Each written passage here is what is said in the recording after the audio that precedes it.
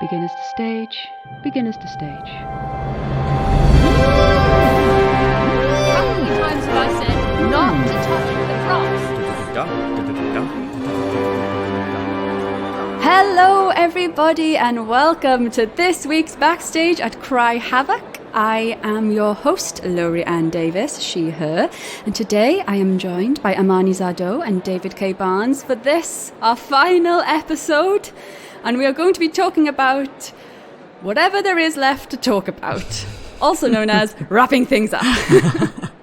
But before we get on to that, please, could you introduce yourselves, just in case there's anyone who doesn't know who you are? Let us start alphabetically. Amani. Hey everyone, I'm Amani. I am the director of Cry Havoc, Ask Questions Later. Hello everyone, I'm David, who you've heard before as the creator and head writer on Cry Havoc, Ask Questions Later. How are we all feeling? Specifically, how are you feeling right now in this moment, David? And why are you feeling like that? I'm feeling pretty well, thank you for asking, because at the time of recording last night, I won a British Podcast Award for Best Fiction. Hey! Yeah! Not for this show, that's still to come. No, not for this one. That's in the future, but for Wooden Overcoats. So I got to wear my purple jacket to a nice shindig and meet some BBC journalists, not be interviewed by them, I just stood next to them at the bar and mentioned I liked their work and they looked scared. But I did it, is the important thing, and now I have a big trophy that you could hit people with. Yes! Hooray! And isn't that what we really want? Absolutely. From the arts industry. If that isn't the goal of podcasting, I don't know what is. And now, on to this show, Cry Havoc, Ask Questions Later. We're coming to the end of the series. When we're recording this, episode 17 has just released. And when this episode that we are recording right now, the second releases, all of it will be out. How are we feeling, everybody? Oh gosh, like such a mix. So sad that it's going to be over soon. I can't believe it. And also just kind of relieved that it's turned out as well as it has.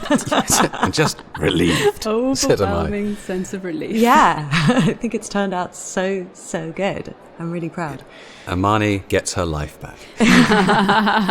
Maybe that's what we could title this episode. This episode, yeah. I mean, I can't remember exactly when you were contracted, but it has been, I think, almost to the day 2 years, hasn't it, for you, Amani? Do you know, next month in October, it will be 2 years. Yeah.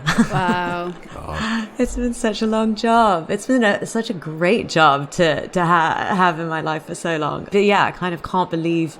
I feel like when I signed on to this, we were just coming out of COVID. Like, that's how long it's been. Oh, gosh. Yeah. David, how has it been for you? And like hearing your characters come to life, because you've been living with these characters for a long time, right? Yeah, this is unlike the Wooden Overcoats, where I was very involved in the edits and the things as well, and so gave lots of notes. And you know, that's lovely and all, but it is actually a bit of a privilege and pleasure to be able to just listen to the show like another listener does. Like I finished with the scripts in July last year, and I only attended the recording that I was in the best guest performance in the series. Absolutely. As the Greek Doctor, Well, of course, yeah, in of course. episode 14, high point of the series. But there's still some good stuff to come, Yeah. But apart from that, I've just been listening to it as it comes out. And genuinely, I'm really quite astonished at the quality of work from not just Amani, but also the sort of editors, sound designers, the actual sort of the creation of it from production standpoint. It sounds really expensive. That's what I like to hear. It sounds expensive. Oh, it's so really shiny. lovingly made, incredible work across the board there. Like everybody stuck in the trenches trying to make a scripted audio sitcom and done absolutely tremendous work. Yeah, it's a absolute pleasure to listen to. It's incredible achievement. Hey. I mean, the temptation to let you just keep singing everyone's praises was strong there. But Indeed. And so you will, presumably, let me carry on. so we've got about 14 minutes to fill. Go for it. Question that has come up is like, what are your thoughts on the cast? Were they what you expected? Did anyone perform a character in a way that you thought, I hadn't thought of this person in that way? Yes, and I think that's important. It's really the first time in quite a while I've written for a series where I didn't already know the actors who were going to play it in advance. And I very much write to vocal rhythms and vocal tones, whether that's been on Overcoats or some Doctor Who, so I know how to capture that rhythm. On Cry Havoc, I found that though I knew some of the actors who were playing parts, like Andy Seacombe and Beth Eyre, etc., most of them I didn't, so I very much just wrote to the character and waited to see what would come out of it. And I think it is always a pleasure to see what aspects an actor, in tandem with their director, will bring out. And I think even down to things like accents that we spoke of, I think, much earlier.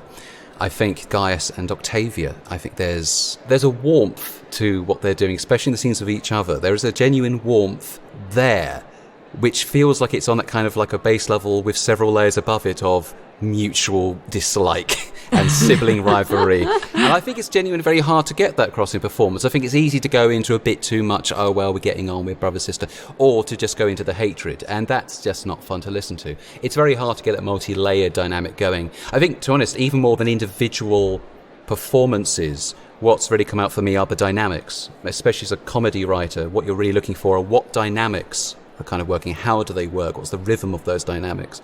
And I'm sure we'll speak about them throughout this episode. A particular one for me is, of course, the dynamic between Gaius and Mark. And Lepidus, the actual triumvirs, and how that goes along. I really like the kind of almost slightly sort of laid-back attitude that Kazim brought to Mark. There's a strength, there's a general, like, I have been in wars, I have killed people, but at the moment I just want to have a nice day off. I'm quite relaxed. Come on, can't we just leave the work some other time? Yeah. There's a strength to Kazim's performance which is there in a sort of relaxed attitude, whereas I think Harry has found some wonderful ways of trying to get across how irritated, frustrated, at times happy. There are moments of joy there as well in bits that have been really well picked out by Harry and Imani. But the way that they have bounced off each other, and I think as it started off with the sort of young sort of geeky type character and the big sort of strong jock character, it has gone on a big journey as a listener over the 17 episodes I've listened to. I'm sure the final 3, what I had feared as a writer is, will it get stale? Will it just be like you've got your big strong slightly stupid character and your sort of very brainy but sort of socially not very adept character? But I think hopefully the writing gave it extra levels, but it's certainly there in the performance and certainly there in the direction, and it feels like they've actually been on the journey. They do feel different now listening to it as they did at the beginning, which is what you want from a 20 episode show. You'd hope that they change in some way. I feel like they definitely did start maybe with those, like, you could describe them in those broad stereotypes, and as the series has gone on, there's definitely been more nuance and you get to know them more and more and more, and then that's definitely credit to the writing there as well as the performing and directing. And you need that at the beginning, like an audience, especially on audio, they need to know, what is this character? How do I describe them in a line? And you need the basis. You need a basic, this is the character. Oh, those are the jokes we're going to get. That's the dynamic. When they're in a scene, Gaius is going to stress out about something. Mark is going to get drunk. Lepidus is going to be silly and fall over. We need to know that. And then you build on that and build on it. And I think, particularly in Gaius, the moments of... I think there are times when he chuckles at a joke that he makes, which is not necessarily the script. That's pure performance. You go, yeah, absolutely. There are moments you go, yes, you do have fun. It can't just be a stress head all the time. Yeah. He gets little moments of fun. And yes, you would laugh at your own jokes, and he would. Gaius. He's that sort of person who'd laugh at his own jokes. Yes. As I do. Amani, how's it been for you? I guess because you've known the characters for a long time as well, and you cast the actors.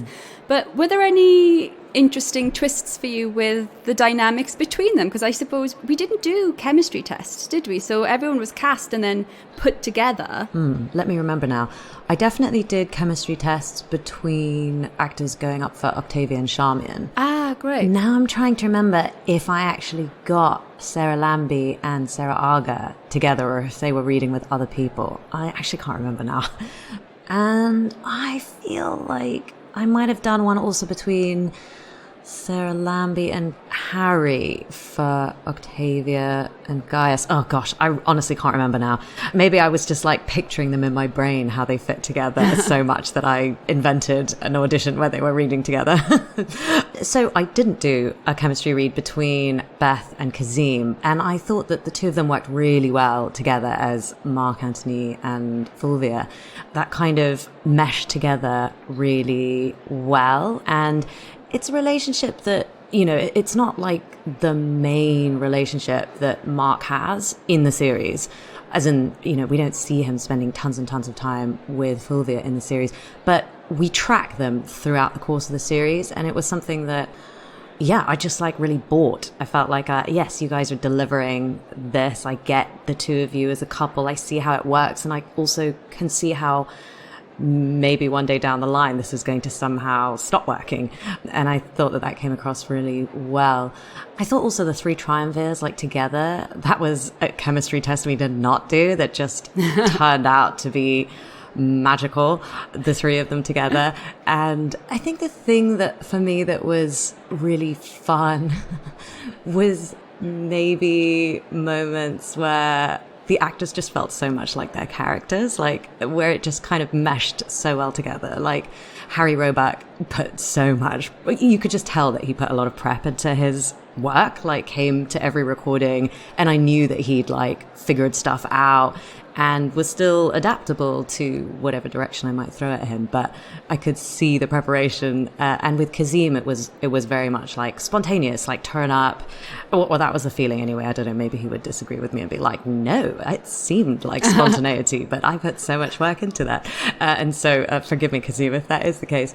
But yeah, he came with this kind of wonderful sort of spontaneity and feeling of having rolled out of bed, which is actually like really hard to convey while still hitting all the like emotional points that you want to hit, you know, that it's not just lazy. Yeah. It's been nice with Aaron as Angelus. It's been, again, sort of a lovely journey there from the early episodes of sort of being his father's shadow to that sort of the genuine delight when it's sort of getting involved in the theatre. Particularly when I think the episode where they're trying to do a play and they have to keep like rehearsing it over and over again. But even each time they do it, Angelus still sounds to be very happy that he's getting to do some acting. It's just a lovely it's a lovely no. Everyone else is getting really tired, and he's a little bit, but he's still clearly trying to do a very good job because he's finally getting to do some proper acting on stage. And you think, it's just these sort of moments there that these characters have gone on, which is delightful to listen to. And the dynamic between Charmian and Octavia is another one. I think I said actually to Amani at the time, and as the pirate episodes came out and those subsequent episodes, like the romantic angle, it's very easy to just put in a script to go, and you know there are a couple of romantic and you sort of get onto all the jokes and stuff, and then we actually get a performance and the listening to it, especially on headphones, and the intimacy in those scenes, you know, and the sort of the romance, and even at the end, I think when they first kissed, the end of 12, and I thought, blimey, this is quite steamy for one of my works. I'm not entirely sure. I'm just, gosh, this is far more than I'd anticipated, and that's just what a sheltered life I've led, quite frankly. But was that Octavia Bray's influence? I think this is Octavia. This is Tom, and Tom Crowley. I mean, absolutely, yeah. Tom and Octavia and Marnie clearly sort of leaning in and just, you know, puffing on a cigar and going, I want sex in the sea, loves. All right, give it some sex. I'm really glad this impression of Amani has made a comeback. Excellent. And of course we're going to, because I'm just listening to it, going to the time of recording, I just heard 17, so we're really ramping up to the point where everything starts going wrong and there are murders and panic and everything. And even that one's 17, I think, oh yes, there is a real sort of sense of, yes, look, you know, it's been sort of fun and games and drama and everything, but it is actually getting to quite a dangerous level. And I think the scenes with Kazim and Lara as Cleopatra, Lara especially, who's managed to maintain throughout the series the sort of, I am really annoyed at what's going on, but I'm just about keeping my cool. And it's got the stage to go, I don't care anymore. I'm so angry and annoyed. And it's still, but keeping that sense of status. It's not like somebody who is like falling apart. Yeah. It's someone who's so angry that their status is actually rising, and so can say to Mark, sort it out. You've got to do something about this because otherwise I'm leaving, and that's it. And the dynamic between them is there's a danger. There's mutual respect, but still having to earn trust. Their levels in there is something you can put in writing, but unless you've got a cracking cast and director to bring even more to it, then the writing is as good as useless.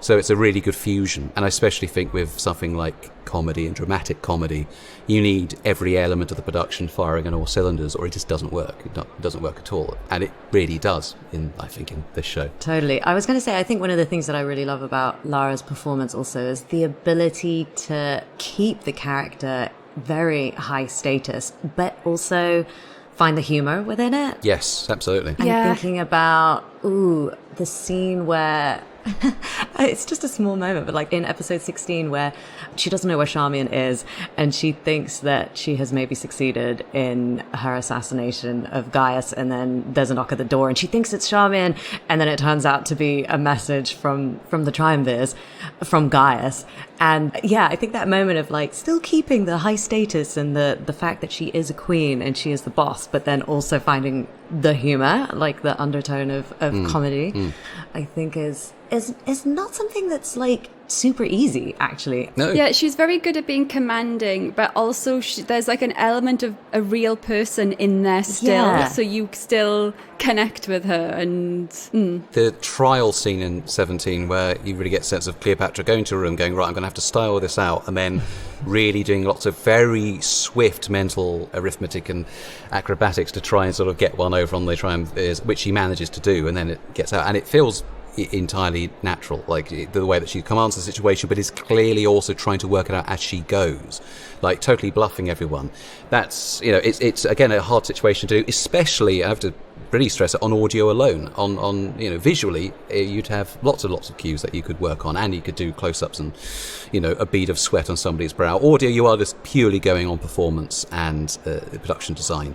And it's a sequence which I'm sure took a lot of thought in the direction and in the making of it in post as well. It all comes across tremendously well, and I think it's the dynamics there between, especially, Lepidus being very excitable. And it's one thing that, of course, Andy Secombe, who I very much know his performance, is that I always know he'll be very funny, but he will always take a line in a direction I didn't quite expect.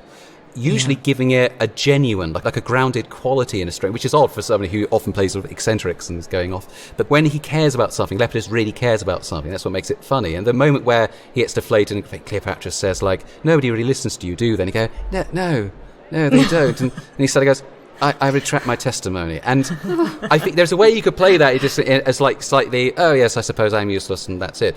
But there's a genuine moment of pathos as he sort of realises, yes, I am quite useless and I don't want to get in anyone's way. And it backs down. And it's just very funny. Like the dynamic between him and Lara at the moment is very, very funny, but also entirely genuine. Like it doesn't feel like actors playing it for laughs. It feels like actors trusting to the comedy that's there in the script, but then playing it real. And I think that's, for me, the best comedy. On the whole, I don't really want people to put on funny voices and just, like, try to go for laughs, unless it's me, and then it's fine. Oh, but yes, of course. Generally, your actual trained actors who know what they're doing will give an actually committed performance like everyone else in the cast, and they trust that where the humour is. And they go, right, if I trust what the character is doing and what they want, then that'll come out naturally. Yeah. 100%. I feel like the run-up to the finale is just fantastic. It's so good. And we start to get into like quite dangerous territory where it's like funny, but it's really dark. And making sure that we're walking that line on every level, I know that David was and the writers were thinking about that a lot at script level, and then also the actors I know were like doing this whole balancing act. And we've also been thinking about that with the editing team. Laurie, you'll know this, like where to put the beats to add a little bit more weight on a line and when to like pick it up so it's funny. Yeah, that whole kind of juggling act is really fun. I think the element of darkness is something which is not, like, despite having, Prior mainly been known for a show about funerals and therefore sort of dark humour, but sort of there's still a huge element of essential warmth to something like Wooden Overcoats, whereas Cry Havoc is there is a great deal of warmth in there, but I think there is a more dangerous quality to it. There is a more cynical quality to some of it. Some of the characters genuinely don't like each other and are trying to hide it, and there isn't as much of the sort of, oh, we're just a family trying to get on. It's a bunch of people who are kind of out for themselves. So and going into the darker area is a sort of material I've hadn't done prior, and so I'm sort of very interested to see how it's pulled off in production. But every production I've heard so far has been impeccable, and Amani, I know, has been incredibly excited about me hearing the last few episodes. Yeah. Oh yeah, it's so I'm good. sorry that we couldn't do this after you've heard them all. I wouldn't be able to edit it in time. Absolutely, no. That's absolutely fine. No, I'm just genuinely looking forward to it because I know there's so much to come. I know there's, Charmian and Octavia sort of essentially sort of breaking up, but I know there's obviously a lot more to do there. I'm looking forward to the bit where the triumvirs are sort of arguing and Fulvia comes in and somebody's head has been dropped on a desk. Oh God, it's so funny. I can't wait to hear that sound effect. And then there's, I suppose, there's the subplots which are, I suppose, more sort of in the warmer side of the Palatine players, like coming together and trying to rescue Charmian, and that kind of that is one of the places where there is probably the most genuine family dynamic, which is something I often do, where the best family dynamics come from people who aren't actually related. And people who are related to each other tend to not get on terribly well at all. But I'm looking forward to, Quintus, I know Ben Garrison, this I think was, Yes. I'm fairly sure this was his first time ever doing audio and audio drama, and I certainly wouldn't know it to listen to it, because it's a very confident performance, very, very funny. He's certainly gone back and watched up Pompeii and Carry On Cleo, because he's got some excellent bits of Frankie Howard and Kenneth Williams in his voice. They're mixed up into something which is uniquely his own. And I'm looking forward to it, especially in these last two episodes where, like, we go from a jangly collection of theatre troupe doing silly things together to a close-knit group of people who are trying their best to do something actually quite dangerous. Yeah. There is a huge amount I'm looking forward to that builds on the 17 episodes of production excellence I've heard so far. So as a writer, as I say, who's done bugger all for the last year when it comes to the show, whilst Armani has been working on it every day, it's been very nice to sit back here doing nothing and just listening to a wonderfully made show coming out. Quite a nice foundation you handed over. Yeah, I felt like we kind of tag teamed, right? Like you front loaded a whole lot of work, and I was kind of mostly enjoying that, and then I kind of stepped in, I feel like, for the second half. But I was going to say, I haven't talked about Ben enough. Like, I actually wouldn't have known that either, as the director, that this was his first audio job. He is so, so good. And yeah, I love what you mentioned there, David, about obviously the rescue attempt that they do to get Charmian out of prison. One of the things that Ben and I talked about was how Quintus is like, it's so easy for Quintus to be, like a pretty straight comedy character. Yeah. But he manages to find this like depth and heart in him, in the character. And I remember feeling also, and talking about how actually I think that Quintus is one of the bravest characters actually in the series. He's the one that, along with Charmian, that has so much to lose and to risk. His life, their lives are worth so much less than everyone else's in the series, and I feel like he does get to be a hero in small moments maybe, but actually like very high impact, like figuring out the plan and to save Charmian, and going in with Antylos being the one there if something goes wrong. And also later when Mark kind of storms into the final show and he realizes that everything is going tits up, getting Charmian and Octavia out, and immediately realizing that Gaius has spotted Charmian and that this means that both Charmian and Octavia are now in trouble. I think, he's repeatedly putting himself on the line, which is contrary to, what we maybe see all the way back in like episode 9, pre-pirates, or during the pirate kidnap of Octavia. I think it's so fun to see him on the one hand being like, yes, I can't do anything here, like, go ahead and take her, to then later being like, oh no, actually, I have an idea, I have a plan, we can do something about this, and I'm really bored with you just feeling sorry for yourself and moping rather than getting off your ass and trying to save your lady love. I think he's so cool. There's I remember listening to, I think it's one of Sarah Shackett's episodes, I think episode 14, where Charmian and Octavia are going on a date together, and there's the scene in the middle where they and Quintus come across somebody, a child essentially being auctioned in the poorer area. And again, I think it's a mark of an excellent team when you have a scene like that, which is very much drama. It's a very much dramatic scene, but it doesn't feel like an abrupt shifting of gears, or it doesn't feel, this is a scene that's coming from a different show. All the performances feel just as natural as when they're doing the comedy and when they do the drama, and that's when you really can play with the material, when you feel confident in jumping genres and going back and forth, because those scenes there I thought were very, very powerful. And particularly for me, class dynamics are a very important theme, and I know cultural dynamics are really important. Those are things me and Armani talked about a lot before even scripts are written. And I think it comes across that those elements of characters like Charmian and Quintus, who are very much on the sort of the poorer level, as Armani said, the most to lose. And I when those sort of characters butt heads, I mean, there are numerous arguments between Charmian and Octavia, which again, in lesser hands, could just turn into two people speechifying at each other, or just spitting bile at each other. But I think both Sarahs know how to pitch it so that they remain conscious of what their status of the character is, but where the character is trying to sort of push into something else and then retreating from it. And it's a terrific dynamic. I do think, I remember listening to it, that it felt to me that after 8 episodes of, because all the characters are still quite disparate from each other in the first 8, and then they all coalesce in the Pirates episode. Suddenly it feels like there is a situation to really bed down in, and all the characters can sit there and really just interact to work out things. And of course, as a writer, you think, oh, should that have happened earlier? Should I have sort of brought the characters together much earlier to get to that point? Or does it work better that we have a bit of a build-up of all the characters doing their own thing and slowly coming together, and then that situation that brings them together? Because as a writer, you usually assume you've done it wrong, and so you're always looking for the things you should do better next time.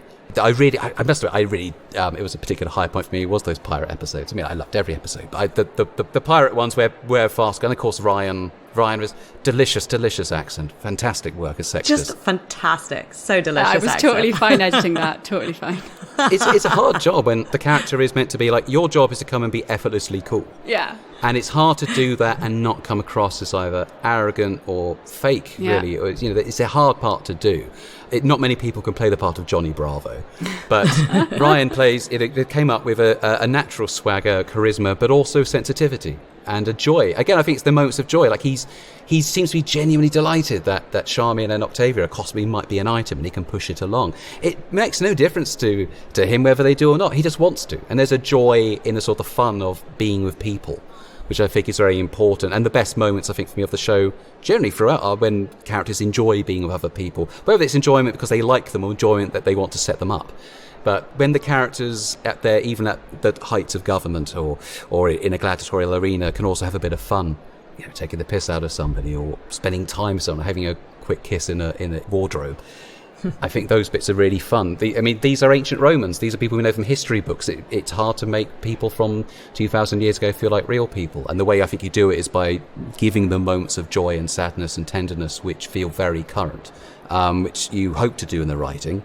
And then when you get it very much from the cast, and you want actors who are going to give you what you thought you were going to get and at least 30% extra you never would have imagined. And I think as the head writer on this, I feel like we got that consistently from cast and production throughout. Yeah, I was going to say about Ryan, it was so fun. I mean, all the actors had to do this for their characters kind of across the board. Quite a lot of like shifting, as you said, between like drama and comedy. And I feel like maybe with Ryan, it was the most extreme because he, Sextus is meant to be genuinely like so terrifying, and he kind of like panther creeps into the room at the first time we meet him, and just that gorgeous voice and accent. And then later on the like shifts.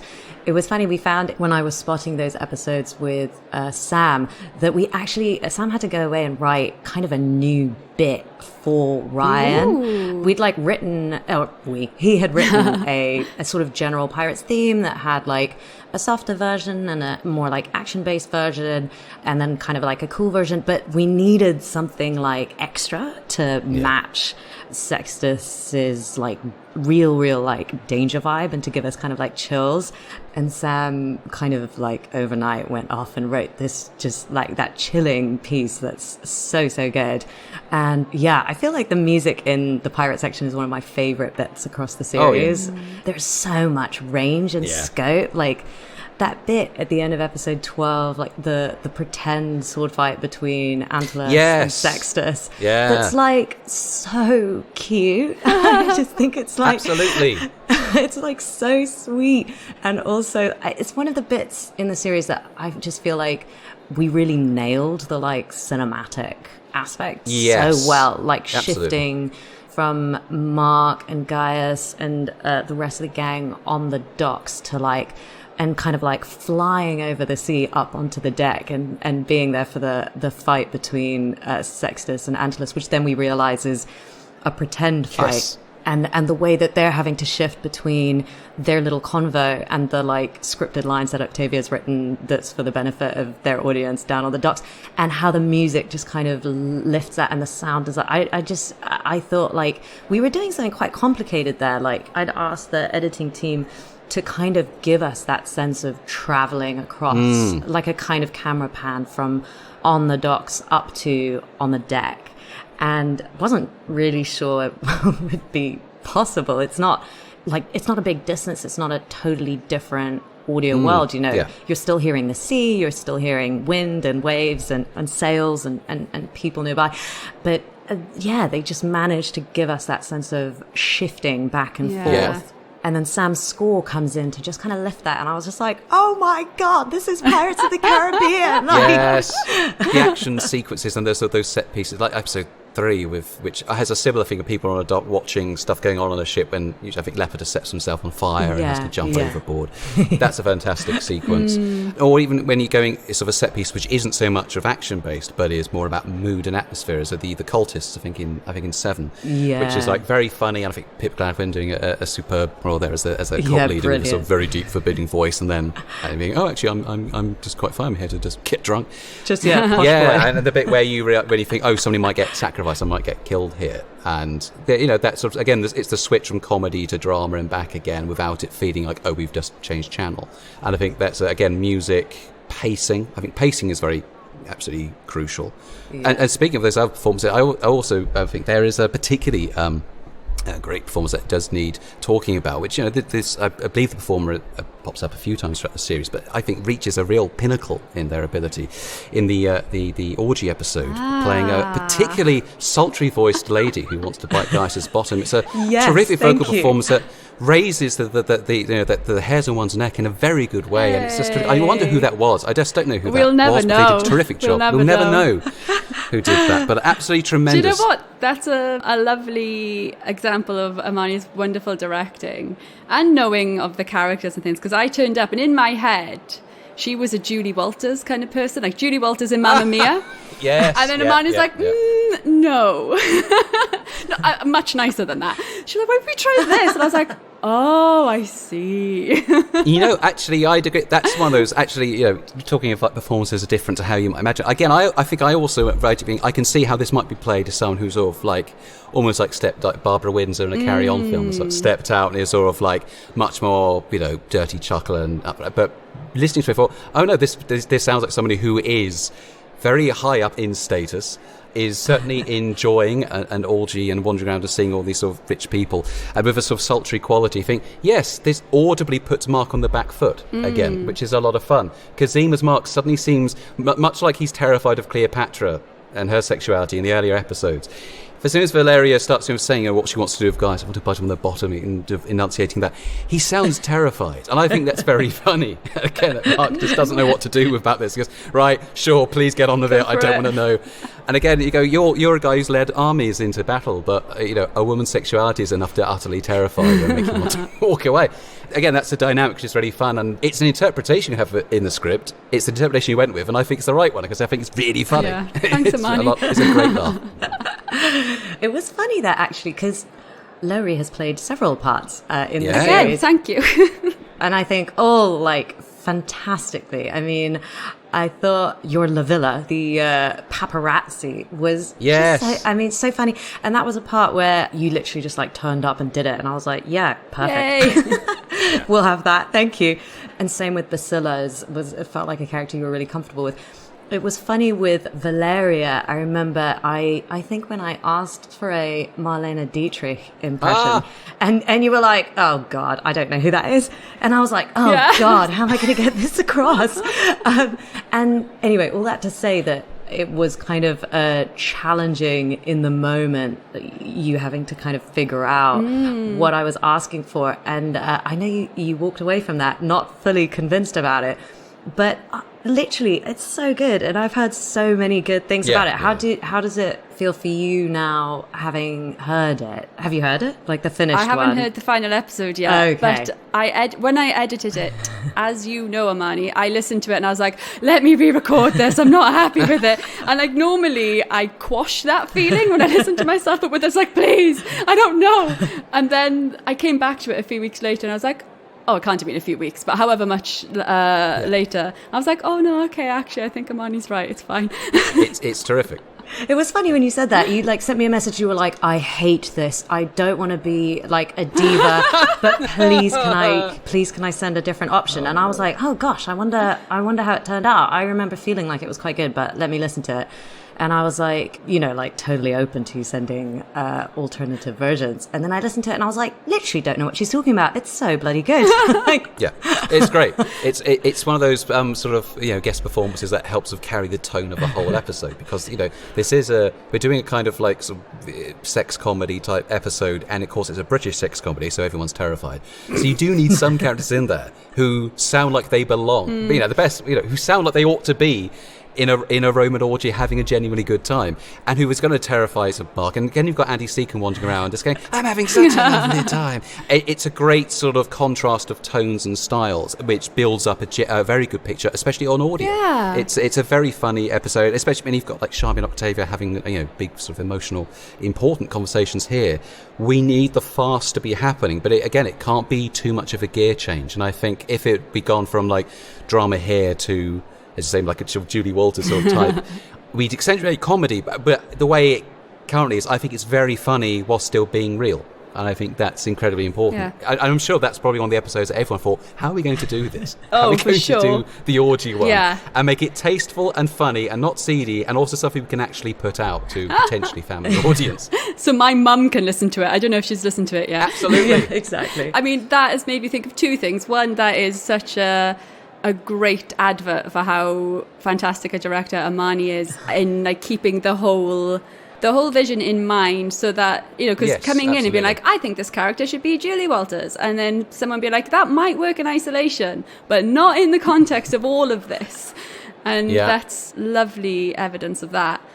And that also makes me want to pivot just a little to talk more about the editing team, maybe. And I'm just going to name check them, 'cause I don't know if we've done that. No, like not in entirety properly. in these episodes. Let's do it. So for the vocal cuts, you have me and Nico Hooray. did like timing cuts between us, and then Nico and Annie did cleaning of vocal cuts between them.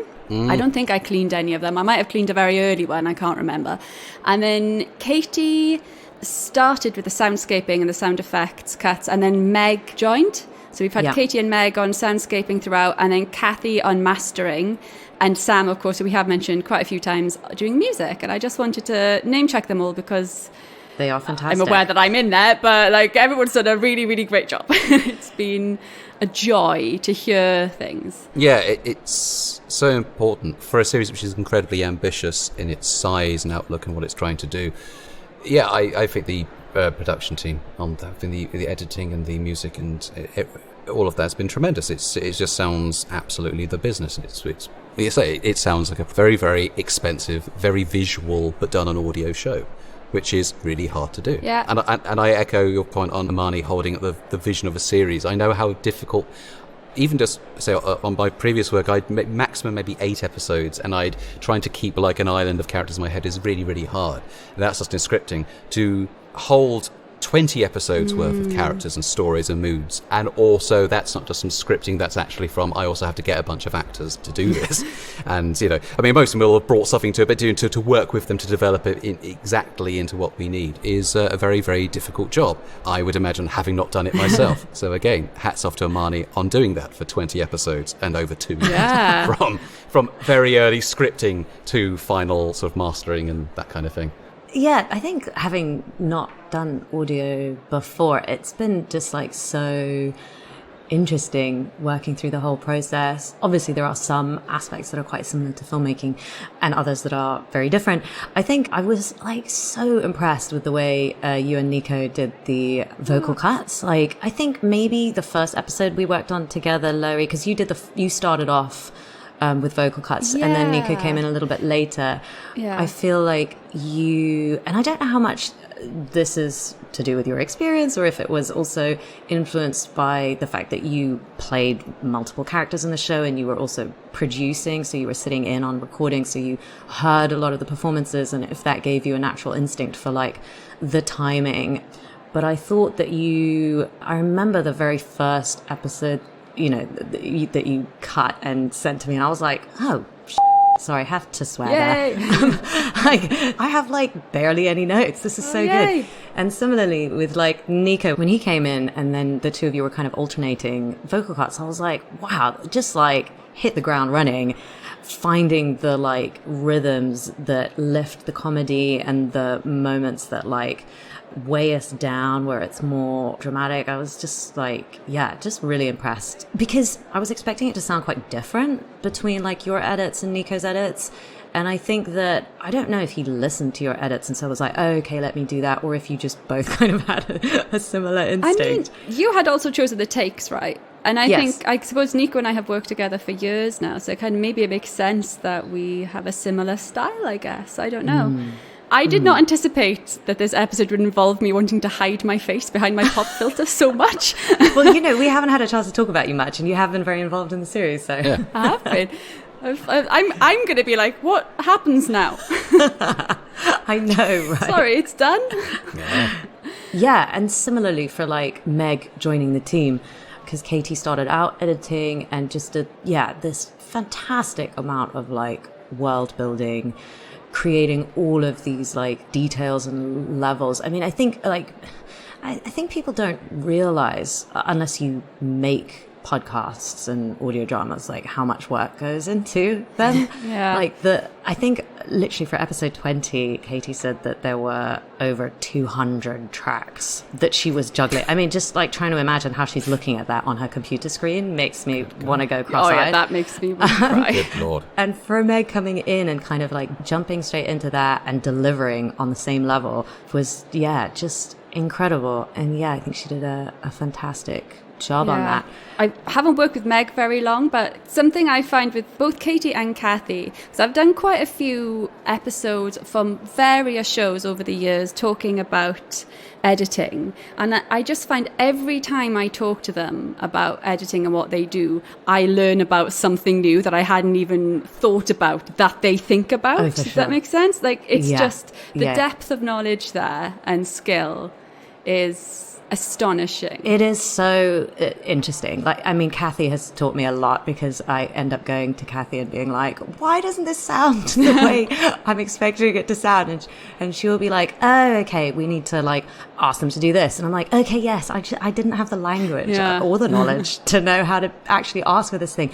Just, I think we've been like so lucky with this editing team. They've just done an incredible job pulling lots of magic tricks out of the hat to make this series sound just like so detailed and nuanced and gorgeous and alive, and 3D. I think just amazing. Gosh, I feel like this has become kind of a like awards thank you speech. I mean, we started with an award.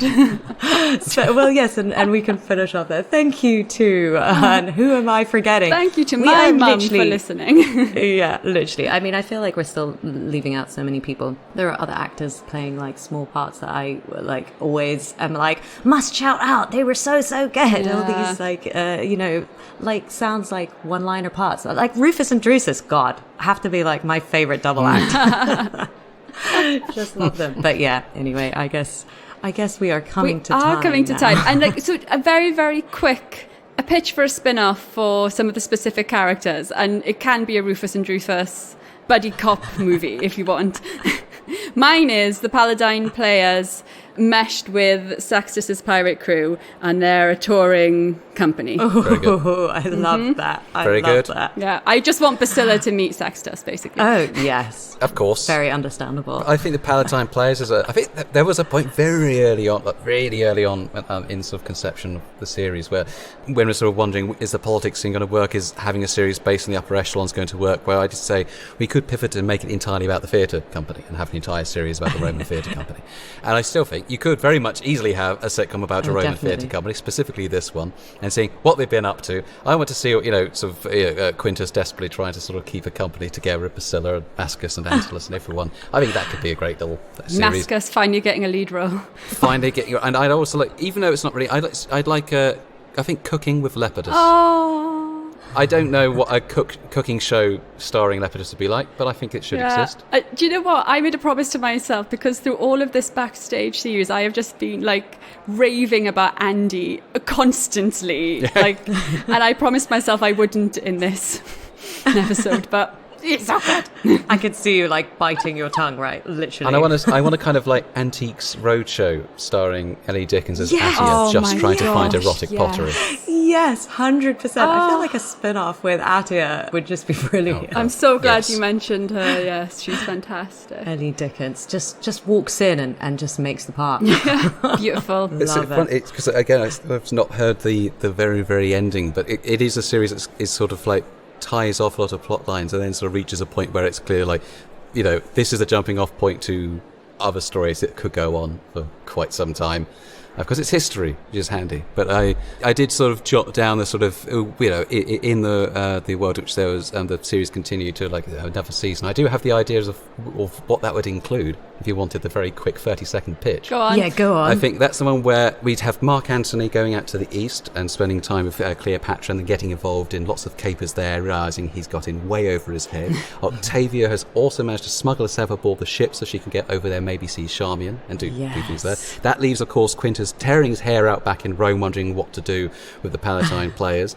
And following history, Gaius and Lepidus, who are now basically sort of running Rome together while Mark is larking about in the east, have to deal with more pirate incursions from Sextus. Again, that happened. And which leads into my favourite bit of the history of this, which is that when Gaius left to try and deal with the pirates, Fulvia launches a coup Yes. to try and take Rome, which is absolutely there in history. Fantastic bit of history. Amazing bit of Those are history. all the sort of things that, whether to be more of the show, those are the ideas in the old notepad, following history with a bit of extra stuff thrown in there because it's fun. Love it. Love Beautiful. it. Love it. Right. Amani, we didn't actually get your spin-off idea. Do you have one? Yeah, do you know, I love the idea of Rufus and Drusus, the double act, going around ancient Rome and just creating lots of trouble, banging heads together. A buddy cop show I with enjoy Drusus that. and Drusus, An ancient Roman buddy cop show. causing more problems than they solve. Yeah. Yes. Drusus and Drusus. Beautiful. Right. I'm going to wrap it there. And I'm going to get real. Doing this series has been absolutely wonderful. This backstage one, like, it's been so nice to like get to talk to everyone, and you two especially. I have such high opinions of both of you. I think you're very excellent people and excellent at what you do. So there. Yeah, Thank you David so is much, basking. David is basking. It's true. It's true. We are wonderful. You are. Yes. Yes. I hope that isn't too unbearably gushing. But it is time to say goodbye. Listeners, thank you so much for joining us for all of this. I hope you've enjoyed this series. I hope you've enjoyed Cry Havoc itself. If you have, tell other people about it. Tell them to listen because it's great Yes. and we're really proud of it.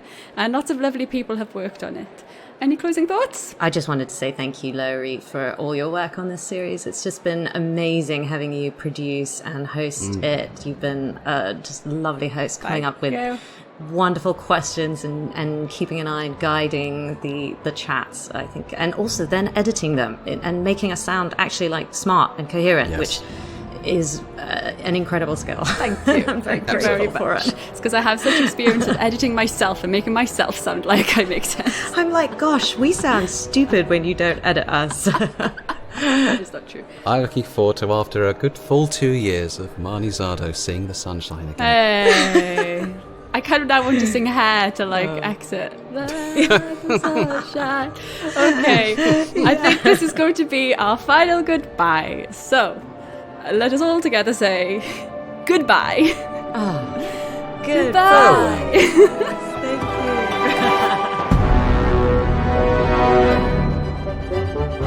Backstage at Cry Havoc is a podcast distributed by Rusty Quill and licensed under a Creative Commons Attribution, Non-Commercial, Share-alike 4.0 International License. It is directed by Amani Zardo, produced by Laurie Ann Davis, with executive producers Alexander J. Newell and April Sumner. This episode was edited by Laurie Ann Davis and Catherine Vernella. Thanks for listening.